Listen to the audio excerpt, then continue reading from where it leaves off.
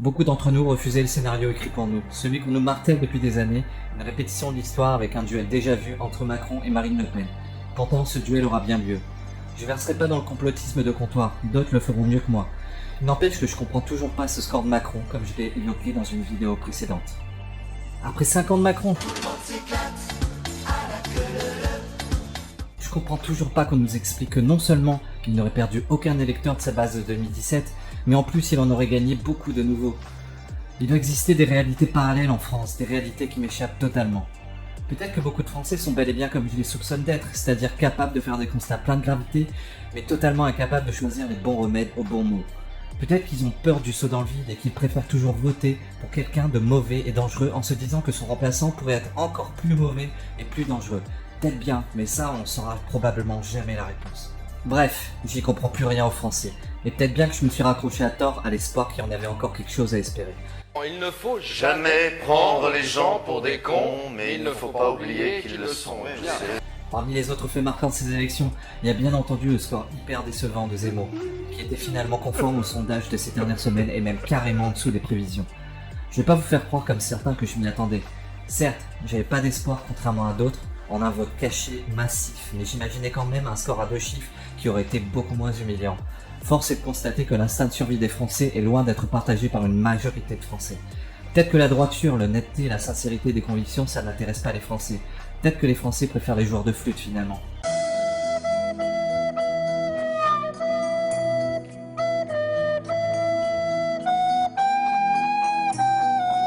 Une autre surprise de taille, c'était le score de Mélenchon. Moi Parce que, mais oui, bien sûr, votre parti.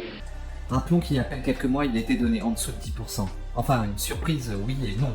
Une surprise qui fasse une super campagne, pas vraiment. Une surprise qui soit haut, pas vraiment non plus. Mais une surprise qui soit si haut...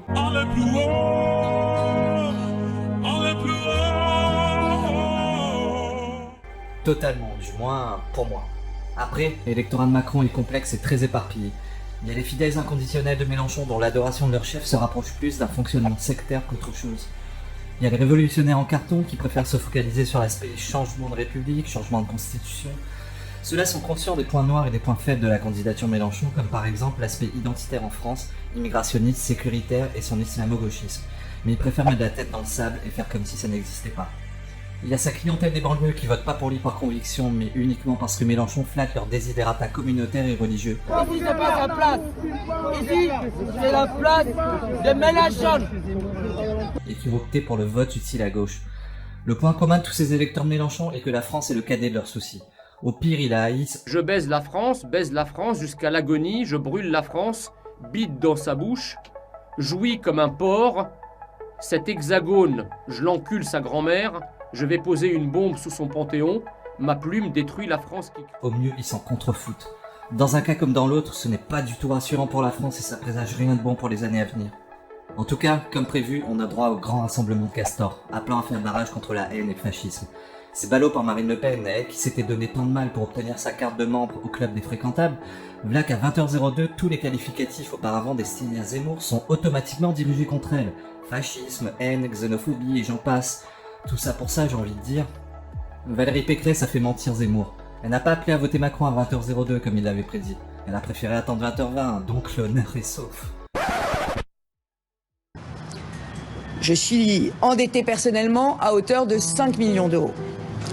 C'est pour cela que je lance ce matin un appel national aux dons à tous ceux qui m'ont apporté leur suffrage, mais aussi à tous ceux qui ont préféré hier le vote utile.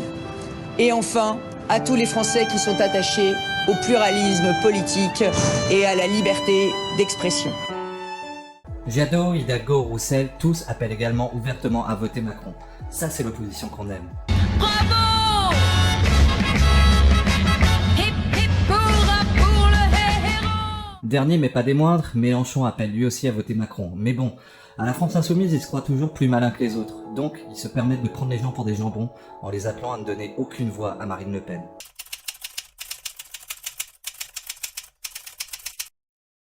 Et vous, Paul, quand vous est venu le coup de la merde? Ah bah moi, c'est quand j'étais tout jeune. Ouais. C'est quand j'ai vu ma mère chier dans la peau de chambre. Tiens, continuez. Quand elle est sortie, j'étais joué avec sa merde et j'ai reniflé. J'ai recouvert ma petite bite avec la merde de ma mère. Et je me suis branlé avec. Vous êtes vraiment dégueulasse, Paul. Mais ça me plaît. Il aurait pu appeler à ne donner aucune voix à l'un ou à l'autre, en gros à s'abstenir ou voter blanc, ou alors pas donner de consigne de vote, histoire de pas se mouiller, ce qu'il avait fait précisément en 2017. Moralité, il appelle implicitement à voter Macron, même s'il n'a pas prononcé son nom officiellement. Aussi, désormais je veux plus entendre cette rengaine comme quoi les populations issues de l'immigration maghrébine et subsaharienne qui haïssent la France seraient une extrême minorité. C'est cela, oui. Les faits sont incontestables, partout ces populations sont très représentées, ça a voté Mélenchon en masse, alors à un moment faut arrêter de prendre les gens pour des cons, ok? Côté Zemmour, la réaction fut digne, classe et finalement cohérente.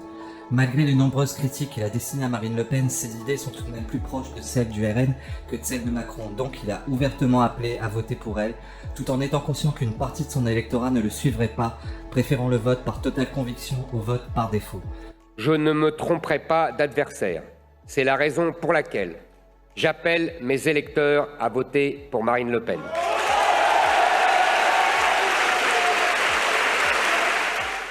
Quoi qu'il en soit, il est raisonnable de penser qu'on est parti pour un nouveau tour de manège avec notre grand monarque poudré. Je me présente, je m'appelle Manu. Je voudrais bien être réélu, couronné. Rester beau, gagner plus d'argent. Puis surtout rester président. Et pour tout ça, les médias, ils bossent à plein temps. En même temps, quand un mec est déterminé à se suicider, vous pouvez faire ce que vous voulez, il parviendra à ses fins un jour ou l'autre. C'est pour moi la situation des Français aujourd'hui. Could you make a cup of tea, please, Stephanie?